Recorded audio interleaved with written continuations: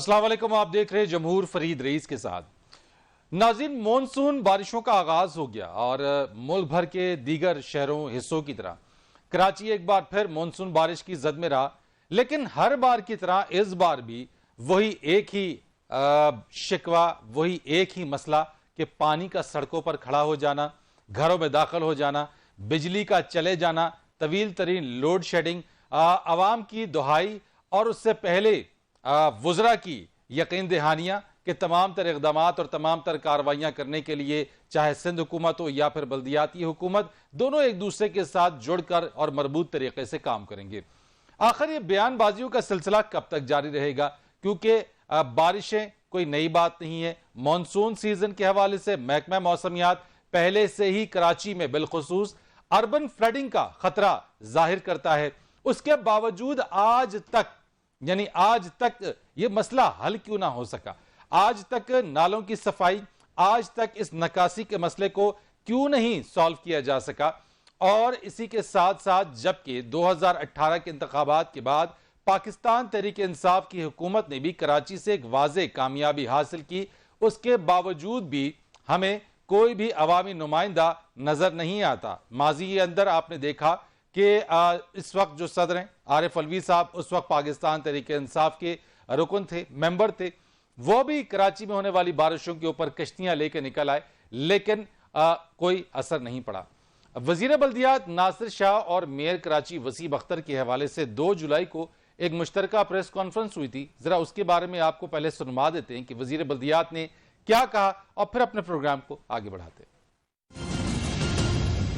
Monsoon की वजह से जो नालों की सफाई का काम है उसका बाज़ाब्ता तौर पर आज जो है आगाज़ किया जा रहा है। वैसे तो कुछ जगहों पे काम शुरू था कि इस दफ़ा प्रॉपर तरीके से नालों की सफाई होगी, जिसमें हम सब लोग साथ हैं। मेयर साहब और सिंध गवर्नमेंट जो है इसमें एक पेज पे है। कोई 1 अरब और 20 करोड़ के लगभग जो है वो अमाउंट इस पर खर्च होगा।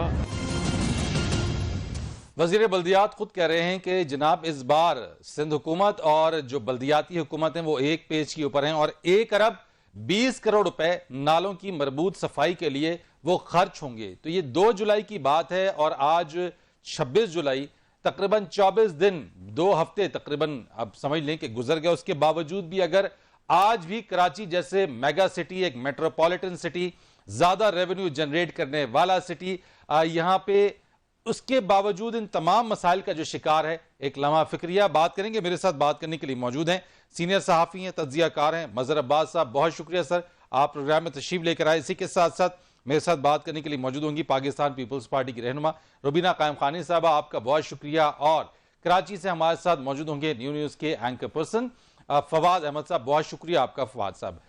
फवाद, आपसे ही आगाज कर लेते हैं जरा। गुज़िश्ता दिनों आपने भी कुछ इसी हवाले से कुछ प्रोग्राम्स किए, नालों के हवाले से। हर बार ये चीज होती है, ये कोई नई बात नहीं है। हमने तो जब से होश संभाला कराची का यही मसला देखा, जो कि मजीद संगीन होता जा रहा है। बुनियादी मसला है किधर और वो क्यों रिजॉल्व नहीं हो पा रहा, जो कराची शहर बद से बदतर होता जा रहा है? बहुत शुक्रिया फरीद।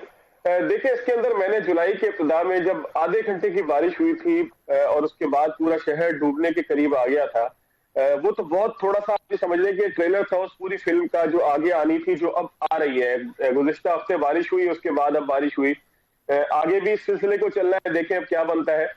ये हर साल होगा, ये आने वाले वक्तों में इसी तरीके से होता रहेगा कि अगर आप सिर्फ नालों को साफ करने के नाम पर फंड्स खाते रहेंगे। मैं खाना इसलिए कह रहा हूँ कि जब नाले 10-10 किलोमीटर साफ किए जाए, अगर कराची का थोड़ा सा सिस्टम अगर हम समझें, ये दुनिया के उन शहरों के अंदर से है कि जिसको अंग्रेजों ने बहुत ही जदीद किस्म का एक सिस्टम दिया था, जिसमें छोटे बड़े 49 नाले थे, 2 बड़ी नदियां थी। वो 49 नाले मुख्तलिफ तरीकों से मुख्तलिफ नदियों के अंदर गिरते थे, जिसके अंदर मलीर नदी में 8 नाले गिरते थे, लियाई नदी में 25 नाले गिरते थे, 7 नाले बैकवाटर स्ट्रॉम यानी कि समंदर का पानी आता है जब ऊपर चढ़ता है और वो नालों की सफाई करके बारिश के पानी को साथ ले जाता है। 4 समंदर में गिरते थे, हब नदी में गिरते थे। तो इस तरह से मिला के ये 49 नाले हैं जिनका जो पूरा किलोमीटर का हिसाब किताब बनता है वो 256 किलोमीटर है। ठीक है। तो कराची के 200 किलोमीटर के नालों में से इस दफा तो वर्ल्ड बैंक ने भी हमें पैसा दिया, जिसके बाद ये बजट 50 करोड़ से लेकर 1 अरब के दरमियान जो हुआ करता था वो बढ़कर 1 अरब 20 करोड़ हो गया। लेकिन मसला ये है कि 256 किलोमीटर में से सिर्फ 56 किलोमीटर ही शायद साफ हो पाता है, क्योंकि बाकी हिस्सा जो है वो या तो तजावजात का शिकार है या फिर सिरे से मौजूद ही नहीं है। उस पूरे सिस्टम के ऊपर जो है वो हमने अपना एक और सिस्टम कायम कर दिया है जो बिल्डिंग्स का है। अच्छा, हम सिर्फ जब नालों की बात करते हैं तो हम एक तरह से मोरद इल्जाम ठहराते हैं उन कच्ची आबादियों को कि जो नालों के ऊपर बन गई। चले तो ठीक करना, उसको सही करना भी एक हुकूमत का काम था।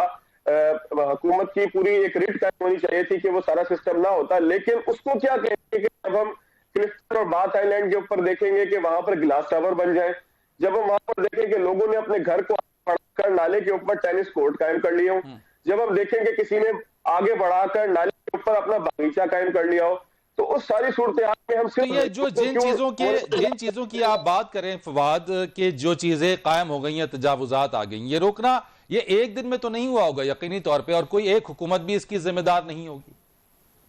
जी, ये निस्फ सदी का किस्सा है, 2-4 बरस की बात नहीं। बुनियादी मसला ये है कि ये तजावुजात तो अरसे से कायम हो रही है।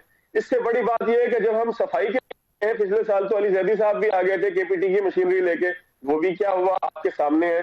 पिछले साल सितंबर तक सिलसिला रहा बारिशों का और हमने देखा कि ईबीएम कॉजवे जो सड़क है वो डूबती ही रही। उस लियारी नदी और मली नदी है वो, और मली नदी के ऊपर हमने देखा कि कहीं कहीं फिट जो है वो पानी था, जिस कश्ती लेके पहुंच जाया करते थे, ये भी हमने देखा, वो भी हमने सारा देखा। लेकिन बुनियादी मसला ये कि वक्त गुजरने के साथ साथ मेरे प्रोग्राम के अंदर साबिक एमडी वाटर बोर्ड मौजूद थे। कोके बारिश के पानी को निकालना वाटर बोर्ड का काम नहीं है, थोड़ा सा हम अगर इस चीज को समझ लें। वाटर बोर्ड का काम है सीवरेज के पानी को निकालना, जो ओवरफ्लो हो चुका है। एक इमारत जो 1000 गज के प्लॉट पर बन चुकी है, जिसमें अब 1500 लोग रहते हैं, जिसको जो है वो सीवरेज का सिस्टम डाला गया था 15 लोगों के लिए। जगह अलग, लेकिन कराची का बुनियादी मसला जो है, हम ये देखते हैं कि कानपुर के अंदर होती है, लेक फॉरेस्ट का इलाका थोड़ी देर के अंदर साफ हो जाता है, कोलंबो के अंदर ऐसे होता है। हर दुनिया के हर याफ्ता शहर के अंदर जो ड्रेन वाटर का सिस्टम है, उस सिस्टम को सही मानों में फाल रखा जाता है और उस सिस्टम की मुकम्मल सफाई। ठीक है फवाद, मैं मजहर अब्बास साहब की तरफ जरा आता हूं। आपने जो बात की ऐसी चीज को आगे लेकर चलता हूं मजहर साहब के पास, फिर मैं रुबीना से इसके ऊपर जो है वो पॉइंट ऑफ व्यू लूंगा। मजहर अब्बास साहब, 1 अरब 20 करोड़ रुपए बजट फंड रखा गया 2 जुलाई 2020 को वजीर बल्दियात नासिर शाह साहब मेयर कराची के साथ ये खुद कहते हैं।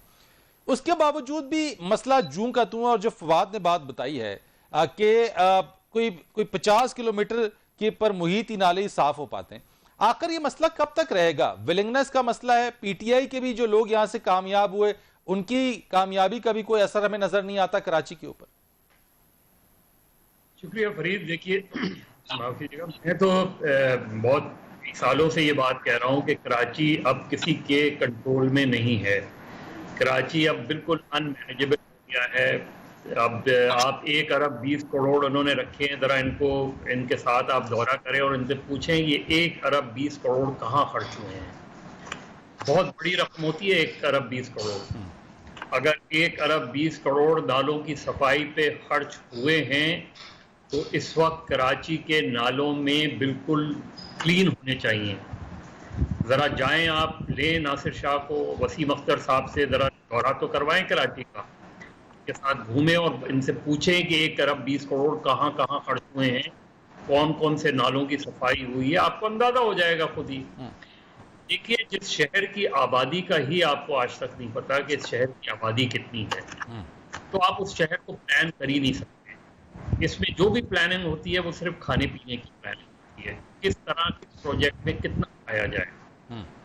कराची में आज तक कोई भी मेगा प्रोजेक्ट जो है या तो कंप्लीट नहीं हुआ या कम से कम अपने वक्त के 5 या 6 साल बाद कंप्लीट हुआ। आप देख लें, कराची मास ट्रांजिट 70 से कराची मास ट्रांजिट काम शुरू में आज तक फाइलों में करोड़ों रुपए एक बड़ा अरसा गुजर गया, एक बड़ा टाइम पीरियड है मजहर साहब, जो उसकी कंप्लीशन के लिए आज भी हम मुंतजिर हैं। जी, वही मैं कह रहा हूँ। अब यही हाल आप K4 का देख लें कि K4 में तो जब तक ये प्रोजेक्ट्स कंप्लीट होंगे तो कराची में प्रॉब्लम्स तो मल्टीपल हो गई हैं। ना यहाँ अंडरपास सही बने हैं, आप जाएं, बाकी तो छोड़ें कि उसकी शक्ल सूरत क्या है, उसमें अगर आप सीवरेज देखें, उसमें आप ड्रेनेज देखें तो वो आपको नजर नहीं आती। कराची में कोई भी एक पुल आप उठा के देख लें, आप जाएं, जो जो पुल और अंडरपास अभी बने हैं पिछले चंद सालों में, 10-15 सालों में, आप जाके उनकी सड़कों की हालत देखें, आपको अंदाजा हो जाएगा। मतलब बात साहब कि ऐसा तो नहीं है कि चूंकि आपने जो निशानदेही की है कि आबादी एक तो एक्सपोनेंशियल ग्रोथ हो रही है, ऊपर से जो वेदर और जो क्लाइमेट पैटर्न है उसमें अब रेनफॉल्स भी उसी तरीके से ज्यादा हैं, तो इसकी वजह से चीजें अब कंट्रोल नहीं हो पा रही हैं या समझ नहीं आ रहा गवर्नमेंट को कि करना क्या है? नहीं, कंट्रोल का मसला नहीं है फरीद। देखिए, सीवीओ है ना, ये समंदर को क्यों पीछे ढकेला जा रहा है? यानी इस शहर में अगर एक समंदर ही रह गया था कि जहां लोग तफरी के लिए चले जाते थे या खुदकुशी के लिए चले जाते थे, तो उसको भी अब पीछे ढकेल कर बिल्डिंग खड़ी की जा रही है। उसकी तो रसाई आम आदमी तक तो बिल्कुल अब शायद वो मुमकिन ही नहीं रहेगी कि आम आदमी एक सस्ती तफरी के लिए वहां चला जाए। आप ये देखें कि जिस शहर में पब्लिक ट्रांसपोर्ट ना हो, खत्म हो गई है पब्लिक ट्रांसपोर्ट इस शहर से, सर्कुलर रेलवे खत्म हो गई है, जो भी नई बस सर्विस आती है वो जल्दी गायब हो जाती है। आप सीएनजी की बसेस आई थी, आज तक नहीं पता चला वो कहां चली गई सीएनजी की बसेस। तो कराची को सिर्फ लूटा जा रहा है। कराची में एक एक प्रोजेक्ट्स पे आप हाई राइज बिल्डिंग बनाए जा रहे हैं, ना उसमें वाटर बोर्ड का एनओसी है, ना उसमें के इलेक्ट्रिक का एनओसी है। कराची में 8,000 कच्ची आबादियों में 60 लाख लोग रहते हैं। तो इसमें सिर्फ प्लानिंग पैसा बनाने की है और कुछ नहीं है। कराची की बुनियादी जो चीजें हैं उसको एड्रेस ही नहीं किया जा रहा। अब दूसरा जो 2013 के बाद जो चीज हुई है वो और भी कमाल है कि अब सिंध गवर्नमेंट ने जिसने 18वीं तरमीम की, पीपल्स पार्टी बहुत बात करती है, लेकिन उस 18वीं तरमीम की एक क्लॉज ये भी है कि सूबों से लोकल बॉडीज को इख्तियारात जाएंगे। दुरुस्त। तो वो वहां आके फुल स्टॉप लग जाता है। मरकज से सूबों को इख्तियारात तो मांगे जा रहे हैं, लेकिन सूबों से नीचे तक इख्तियारात, यूनियन काउंसिल तक जो इख्तियारात का काम है उसको रोक दिया गया है। तो ये प्रॉब्लम, कराची की प्रॉब्लम, आप हर साल बारिश होगी, हर साल चीजें कॉम्प्लिकेट होंगी, हम हर साल प्रोग्राम करेंगे, चूंकि बुनियादी मसला नहीं रिजॉल्व हो रहा, इसलिए कराची की प्रॉब्लम्स मल्टीप्लाई होती जाएगी। ठीक है, मैं रुबीना कायम खान साहब, ये जो बात मजहर अब्बास साहब ने पॉइंट आउट की, बड़ी इंपॉर्टेंट बात है कि मरकज से सूबा तो अपने इख्तियारात मांगता है, अपना राइट मांगता है, लेकिन जब सूबे को वही इख्तियारात नीचे लोकल बॉडीज तक मुंतकिल करना होते हैं तो फिर सिंध गवर्नमेंट की, मेयर की आपस में इस बात पर हो जाती है कि हमारे पास इख्तियार नहीं है। आखिर सिंध गवर्नमेंट इस मसले को क्यों नहीं देखती, क्यों नहीं हल करना चाहती है? बिल्कुल, मैं ये कहूँगी कि सिंध गवर्नमेंट और स्पेशली पाकिस्तान की पार्टी जो है, हमेशा उसकी कोशिश रही है कि वो पूरे सूबे सिंध बशमूल कराची के मसाइल को हल करे। लेकिन आप देखें कि अनफॉर्चुनेटली जो पास्ट में जिस तरह से एमक्यूएम का जो है यहाँ पर जोर रहा, और फिर अभी पीटीआई के बहुत सारे जो है वो कैंडिडेट्स अभी जो है, पहले तो हर जगह सड़कों पे नजर आते थे, लेकिन अब वो अपने हलकों में भी नजर नहीं आते अवाम के मसाइल हल करने के लिए। और जो एमक्यूएम है वो पीटीआई के अलाय है, पाकिस्तान पीपल्स पार्टी। अच्छा, ये मुझे बताइएगा कि ये मसाइल एमक्यूएम और पीटीआई हल करेगी या पीपल्स पार्टी की गवर्नमेंट? बिल्कुल पीपल्स पार्टी भी हल करेगी, लेकिन उसके साथ जो हमारी जमातें, दूसरी सियासी जमातें हैं जो इन हलकों से इलेक्शन जीत कर आए हैं, और जो खासतौर पर कराची मेयर हैं, वो भी जो है एक कलेक्टिव एफर्ट होगी तो फिर हम जो है इख्तियारात तो रुबीना साहबा आपके पास है, गवर्नमेंट तो आपके पास है, लोकल गवर्नमेंट यानी निचली सतह पर इख्तियारात मुंतकिल करने में क्या कबात है सिंध हुकूमत को? देखिए यहाँ पे सिर्फ हम लोगों को ये भी जानने की जरूरत है कि कराची सिर्फ सिंध हुकूमत के जेर निगरानी यहाँ पर इलाके नहीं है, बल्कि केएमसी भी है, कंटोनमेंट बोर्ड भी है, डीएचए के जेरे निगरानी भी काफी सारे इलाके हैं। तो ये सारी चीजें भी जो हमें ग्राउंड रियलिटी है वो देखनी होगी। लेकिन रुबीना साहबा, जो हमने एक क्लिप चलाई अभी नासिर शाह साहब की, सिंध हुकूमत मेरी बात देखिए, फंड एलोकेट करने वहाँ, फिर उसके बाद कराची में 2 जुलाई 2020 काम शुरू हो जाता है। 2 जुलाई 2020 नासिर शाह साहब, वसीम अख्तर साहब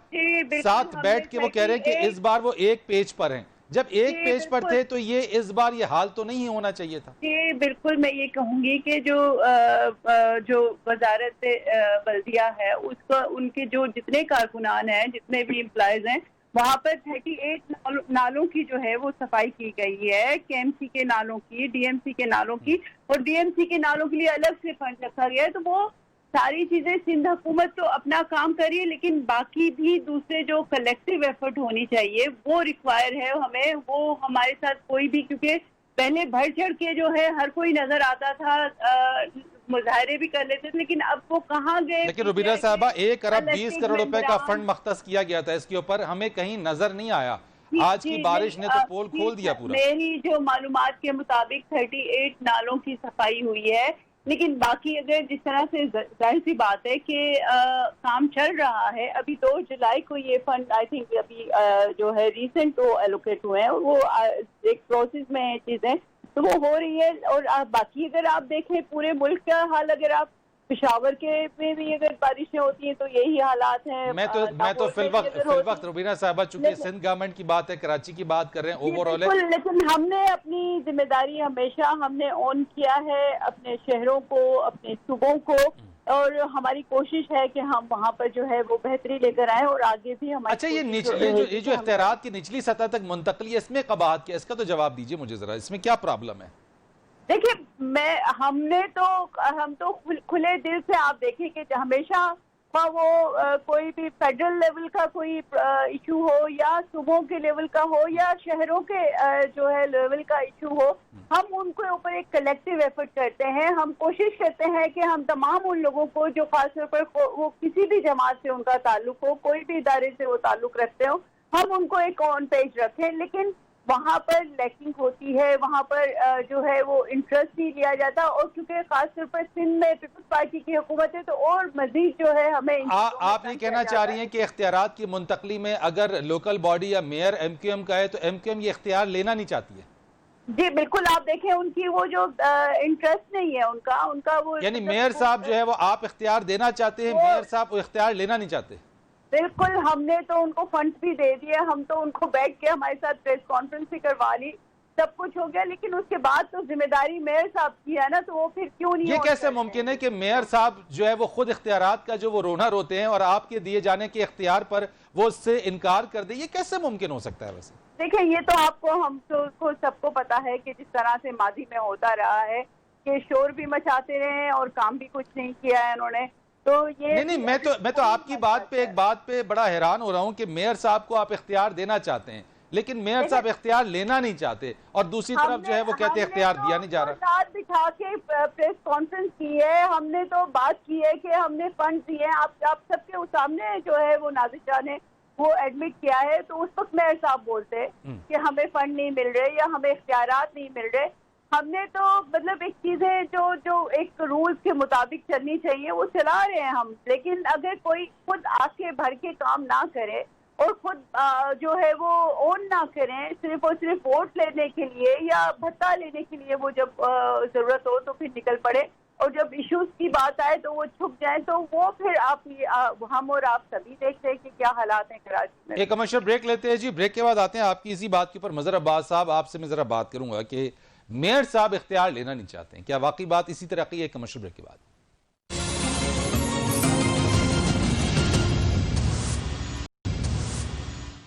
एक बार फिर आपको खुश आमदीद कहेंगे। मजहर अब्बास साहब, ब्रेक पर जाने से पहले रुबीना साहबा ये फरमा रही थी कि सिंध हुकूमत मेयर को इख्तियार देना चाहती है, लेकिन मेयर कराची इख्तियारात लेना नहीं चाहते। क्या ऐसा मुमकिन है कि कोई इख्तियार दे और दूसरा उसे लेना ना चाहे?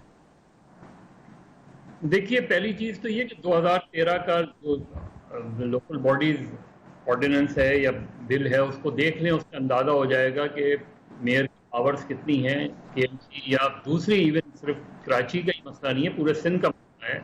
उसमें जो लोकल बॉडीज हैं, उसमें जो यूनियन काउंसिल्स हैं, तहसील काउंसिल्स हैं, उनके पास फाइनेंशियल और पॉलिटिकल पावर्स कितनी, इसमें आपको अंदाजा हो जाएगा कि कितनी पावर। अब ये नालों की सफाई बेसिकली प्रोविंशियल गवर्नमेंट का काम नहीं होना चाहिए। ये सड़कें बनाना प्रोविंशियल गवर्नमेंट का काम नहीं होना चाहिए। ये सीवरेज का काम, वाटर बोर्ड, ये चीजें जो हैं ये प्रोविंशियल गवर्नमेंट के अंडर नहीं होनी चाहिए।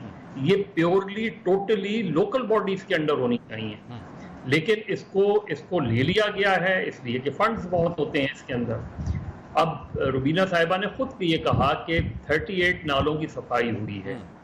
कल को जाके देख लिया जाए उन 38 नालों में 1 अरब 20 करोड़ नहीं खर्च हो सकते। पहली चीज ये कि अगर और नालों की भी सफाई हो रही है, देखिए प्रॉब्लम कहाँ है। नालों की सफाई कब होनी चाहिए? नालों की सफाई जब होनी चाहिए जब बारिशें नहीं हो रही हों। नालों की सफाई अगर आपके यहाँ मई में या जून में बारिशें होती हैं तो नालों की सफाई मार्च में होनी चाहिए। वो कहते हैं मजहर अब्बास साहब के जो जमाने अमन में जमाने जंग की तैयारी की जाती है, तो हमारे यहाँ शायद जब जंग सर पर हो, इमरजेंसी सर पर हो, हम तब उसको करें। नाले किस तरह साफ होते हैं आप जाइए। हमारे यहाँ तो चूंकि अब उस तरह रिपोर्टिंग नहीं हो रही बाय एंड लार्ज, आप नालों से उसी वक्त कचरा निकालते हैं और नालों के साइड में रख देते हैं और एक दिन बाद या चंद घंटे बाद एक हवा चलती है, वो कचरा वापस नाले में चला जाता है। कौन सी ऐसी चीज की गई है कि जिसकी बुनियाद ये सकूं कि हाँ नालों की सफाई हो गई है और ये कम से कम 6 महीने तक नाले क्लियर रहेंगे। अभी आप चले जाएं, ये 3 तलवारों के पास चले जाएं, ये यहाँ जाके देख लें उस चीज को कि वहां बाकायदा नाले को भरा जलने की कोशिश की जा रही है और बहुत जल्द अगले 1-1.5 साल में आप देखेंगे कि वहां कोई प्रोजेक्ट लॉन्च हो जाएगा। जहां हॉस्पिटल के ऊपर शॉपिंग प्लाजा बन गए हों, हॉस्पिटल की इमारतों के ऊपर, यहाँ इस तरीके से बिल्डिंगें खड़ी की जा रही हैं, इस तरीके से कंस्ट्रक्शन की जा रही है। हमारे वजीर आजम कंस्ट्रक्शन को बहुत बड़ी रेगुलेट, इस मुल्क में करप्शन का एक बड़ा जरिया कंस्ट्रक्शन में है। एक बड़ी तादाद में खरबों रुपए पैसे जो है वो कंस्ट्रक्शन में डाले जा रहे हैं। साहब आपने जो बात कही है, खान साहब वजीर आजम साहब ने तो कहा कि कंस्ट्रक्शन में अगर आप पैसा लगाते हैं तो ये पूछा नहीं जाएगा कि पैसा कहां से आ रहा है आपका इस शोबे में। जी यही सारी चीजें हैं। और जब आप चले जाएं, आप खालिद बिन वलीद रोड चले जाएं, आप तारिक रोड चले जाएं, आप गुलिस्तान जौहर, एक बिल्डिंगों का सैलाब आ गया है। किसी को ये पता नहीं अभी जो क्लिफ्टन 1, क्लिफ्टन 2, क्लिफ्टन 3, क्लिफ्टन 4 में जो लेजिस्लेशन की गई है उसके बाद 70-80 मंजिला इमारतें खड़ी होंगी। ना आपके पास पानी है, ना आपके पास सीवरेज है, तो नाले नहीं भरेंगे तो और क्या हो गए, नालों के ऊपर इमारतें खड़ी होंगी। तो ये सारी चीजें जो हैं ये कहने की ये बात ठीक है उनकी, ये पिछली हुकूमतें भी जिम्मेदार थी, तो क्या मैं सिर्फ उसके ऊपर तकिया करके बैठ जाऊं? आप तो बड़े दावे करके आए थे कि आप चीजें बेहतर करेंगे।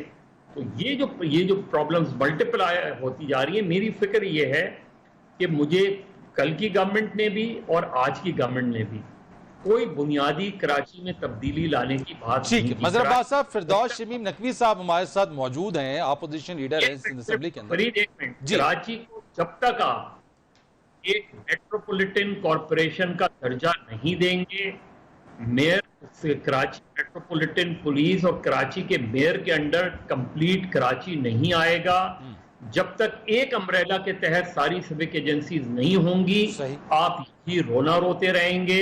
मुझे यही बार बार रिपीट करना पड़ेगा, कराची अनमैनेजेबल हो गया है, कराची अनकंट्रोलेबल हो गया है। फिरदौस शमीम नकवी साहब हमारे साथ मौजूद हैं, अपोजिशन लीडर असेंबली। अस्सलाम वालेकुम सर। वालेकुम अस्सलाम। फिरदौस साहब बहुत शुक्रिया। ये फरमाइएगा, हम बात कर रहे थे और रुबीना कायम खानी साहब मेरे साथ मौजूद हैं, वो ये फरमाती हैं कि इस वक्त सिंध हुकूमत अकेले नहीं बल्कि वो तमाम स्टेक होल्डर्स या वो जमातें जो कराची से जिनका स्टेक भी है यहाँ पे, उनको भी अपनी कलेक्टिव एफर्ट्स करनी होंगी, उनकी भी जिम्मेदारी है। आप कराची से एक अक्साब को एक कामयाबी मिली है, लेकिन उसके बावजूद भी आज कराची का जो हाल है वो सबके सामने। मैं रुबीना कायम खानी साहिबा से पूछूंगा, 2 साल से तो मैं लीडर ऑफ द ऑपोजिशन, आज तक कोई एक मीटिंग के अंदर तक तो बुलाते नहीं, कोई फंड्स हमारे डिस्पोजल पे देते नहीं, कोई डेवलपमेंट स्कीम्स हमसे डिस्कस करते नहीं है। कराची वाटर सीवरेज बोर्ड जिसका ताल्लुक है पानी के आपकी नक्काशी और सीवरेज की नक्काशी से, जो कि इस वक्त इंटरमिक्स्ड है, उसके बारे में उसके बोर्ड के ऊपर कोई एक ऑपोजिशन का एमपीए नहीं। तो ये किस तरीके से उम्मीद रखती हैं कि हम क्या सिर्फ टीवी के प्रोग्रामों पे आके तनकीद करते रहें? हम पे जिम्मेदारी कैसे आ सकती है? पीएफसी ये देते नहीं है, कराची का मेयर जो इख्तियारात इन्हीं ने सारे, लेकिन फिरदौस साहब, कराची को बांट आरिफ के अलवी जैसे- साहब ही कश्ती लेकर आ जाया करते थे, आप ही की पार्टी के लोग जो है वो आलमगीर साहब फिक्सेड कैंपेन भी चलाते थे, लेकिन आज जब आपके पास कराची ने आपको ये एतमाद दिया है तो फिर आज आप वो किरदार क्यों नहीं अदा कर पा रहे? रुकावट मैं आज भी वो किरदार अदा कर रहा हूँ। मेरे आप कॉन्स्टिट्यूएंसी में जाए, मैं वहाँ मौजूद हूँ। मैंने नाले जो अपने इलाके में साफ करवा सकता था वो कोशिश कर करके साफ किए। मेरे जो इलाके जैसे पहलवान गोट है, अब देखिए कि उसको हमने पानी से बचवाया।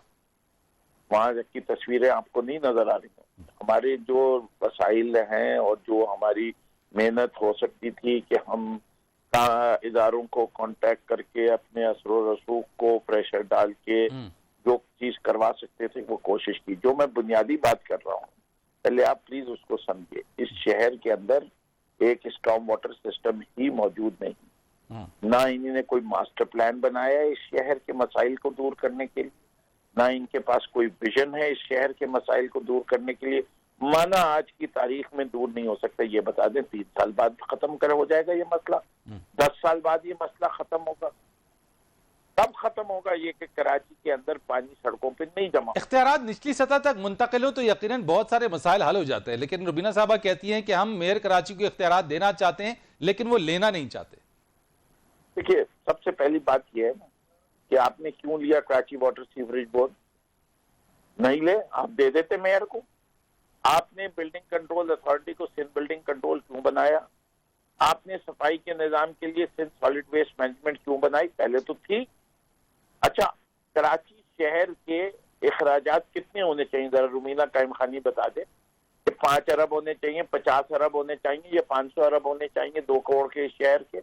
इनके पास कोई तखमीना है? कोई तखमीना नहीं है। अगर आप जिस जगह पे काम करने के लिए जो रकूम चाहिए वो अगर आप वक्त पे नहीं देंगे वो काम नहीं होगा। विफाक ने क्या किया?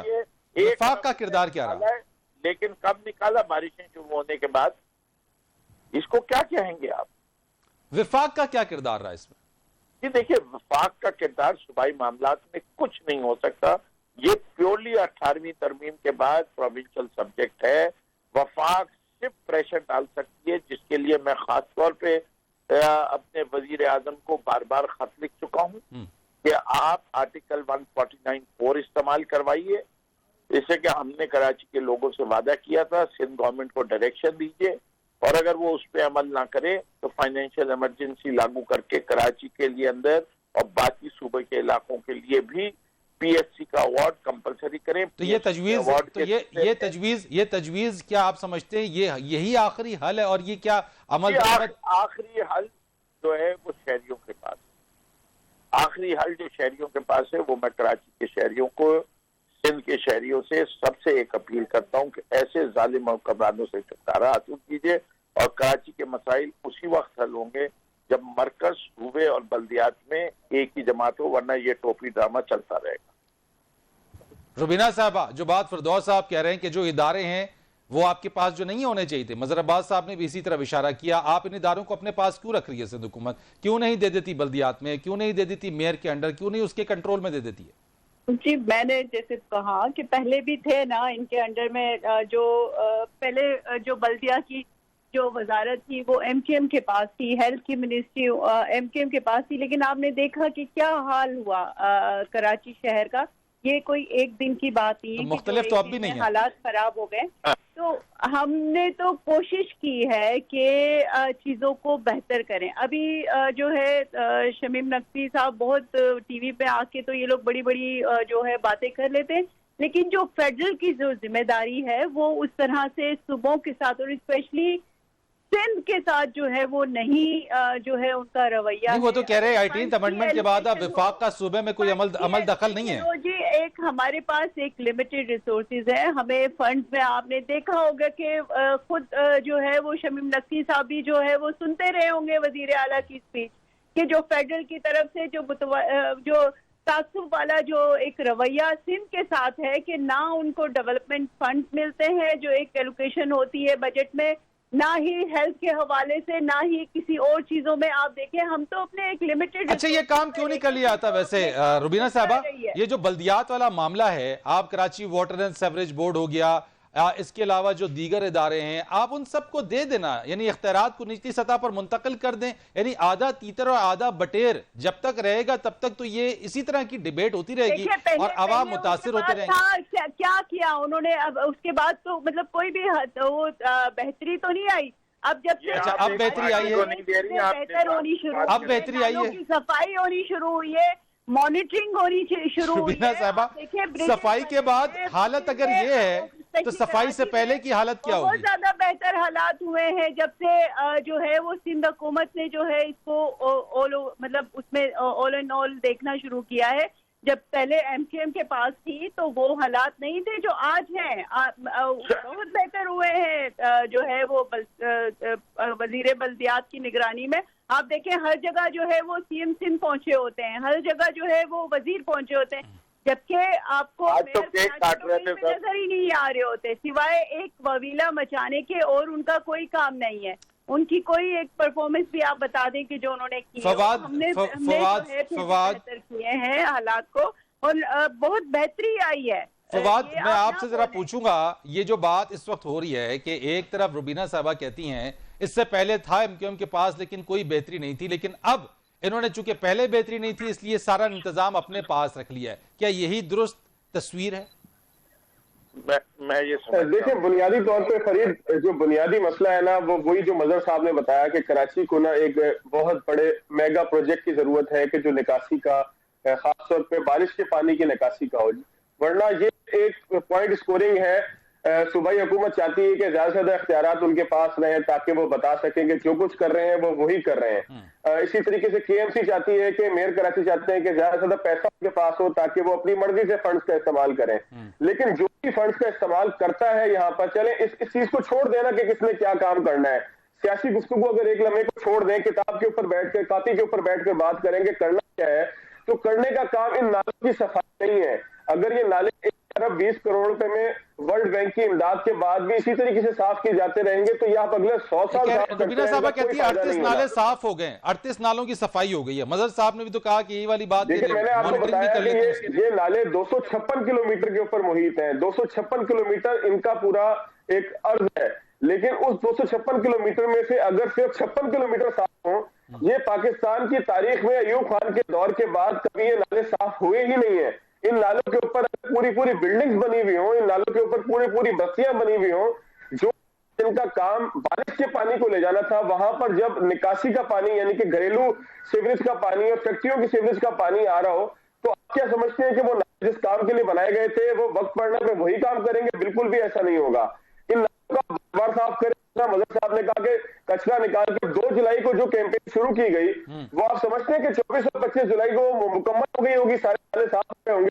आप नाले साफ करते हैं, कचरा निकाल बाहर रख देते हैं, 2 दिन बाद बारिश होती है, वो कचरा दोबारा अंदर आप रोजाना आप निकलते, फवाद साहब आप निकलते भी है, देखते भी हैं कि क्या वाकई है इन दिनों के अंदर 38 नालों की सफाई अगर होती, अगर रुबीना साहबा के स्टांस को मान लिया जाए कि 38 नालों की सफाई हो गई है, आज जो इस वक्त कराची जो मंजर हम देख रहे हैं, क्या वो ऐसा ही मंजर नजर आना था 38 नालों की सफाई के बाद? देखिए, अब रुबीना साहिबा का दावा है, सिंध हुकूमत का दावा है, एक मोतबर हुकूमत है, अवाम के वोटों से मुंतखब हुई है। मैं इस दावे को यकसर अगर रद्द भी कर दूं ना, तो उसके बाद भी आप ये देखें कि ये 38 नालों की जिस तरीके से सफाई होती है उससे कोई फर्क नहीं पड़ना।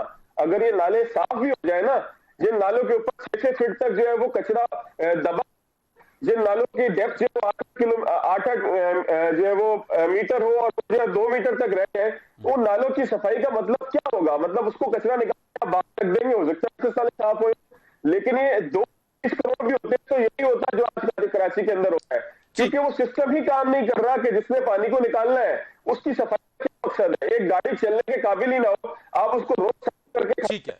मजहर कैसे होगी वो? मजहर अब्बास साहब, पॉलिटिकल पॉइंट स्कोरिंग ही हम देखते हैं। मेगा सिटी, मेट्रोपॉलिटन सिटी, वक्त के साथ साथ हालात बद से बदतर। क्या यही सब कुछ, बारिशें तो नहीं रुकेगी, मॉनसून सीजन आता रहेगा, क्या कराची को आप अगर यही हालात रहे तो किस तरफ जाता नजर आ रहा है आपको? तबाही की तरफ। देखिए, यहाँ के अफसरान के पेट बहुत भर गए हैं। वो जब भी कोई तबाही आती है कराची में, उनकी बाछें खुल जाती हैं। ये मैं हार्ड फैक्ट्स की बुनियाद पे कह रहा हूँ। यानी जिन अफसरान को मैं अब्दुल सत्तार अफगानी से लेके मुस्तफ़ा कमाल तक के दौर तक देखता आ रहा हूँ, वो वही अफसरान हैं। वो तब्दील नहीं हुए हैं, ना उनके मिजाज तब्दील हुए हैं, सिर्फ वो अपनी वफादारियां तब्दील कर लेते हैं वक्त के साथ साथ। वरना सारे लोग जिम्मेदार हैं इस शहर की तबाही के, वो सारी गवर्नमेंट जिम्मेदार हैं इस शहर की तबाही की। लेकिन अभी जिस तरह रुबीना साहिबा बात करी थी, ये मसला नहीं है कि जी नासिर शाह और सिंध हुकूमत बहुत अच्छा काम कर रही है, मादी में अच्छा काम नहीं हुआ। ये आपका काम नहीं है जो आप कर रहे हैं, ये उन्हीं का काम है जिनको साजे। आप लोकल बॉडीज जीत कर आए, आप मेयर बने, आपका ये इख्तियार होगा।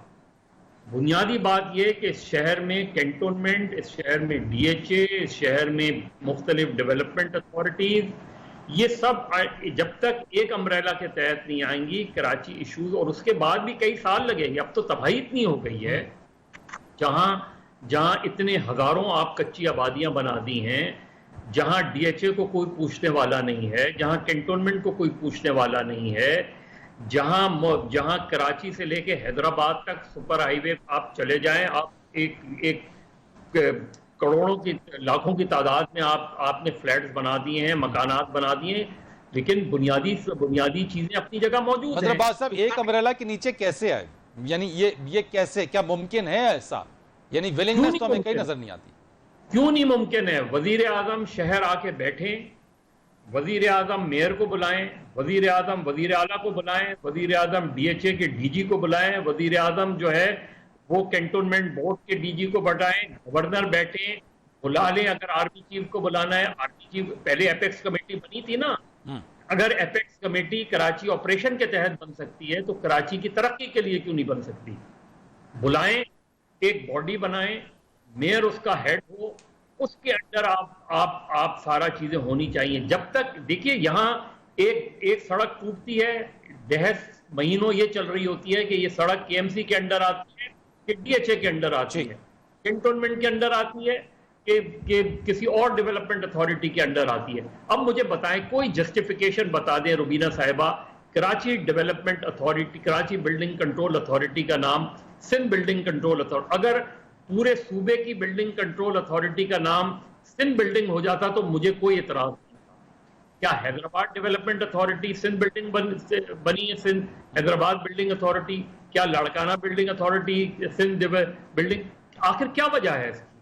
यानी कराची बिल्डिंग अथॉरिटी को सिंध बिल्डिंग अथॉरिटी बनाने की कोई तो लॉजिक होनी चाहिए ना, या तो अक्रॉस द बोर्ड करें तो कोई मसला नहीं। ठीक है मजहर अब्बास साहब, इस पे कंक्लूड हम करेंगे और मैं आपका शुक्रिया अदा करूंगा इस चीज के ऊपर। प्रोग्राम का वक्त हमारा खत्म होता है। फवाद साहब आपका बहुत शुक्रिया, फरदौस साहब, रुबीना कायम खानी साहब आपका बहुत शुक्रिया, और इस उम्मीद के साथ कि जो तजावीज अगर हैं और कराची में जिस तरह से ऑपरेशन के ऊपर सब मिल बैठे, इसी तरीके से कराची की तरक्की और इसकी बेहतरी के लिए भी एक बड़ा तेज रफ्तार ऑपरेशन चाहिए ताकि कराची को मजीद तबाही से बचा सके, वरना सबसे ज्यादा रेवेन्यू जनरेट करने वाला और एक मेगा मेट्रोपॉलिटन सिटी मजीद बदहाली की तरफ जाता हुआ नजर आ रहा है। फरीद रईस को इजाजत दीजिए, अल्लाह हाफ़िज़।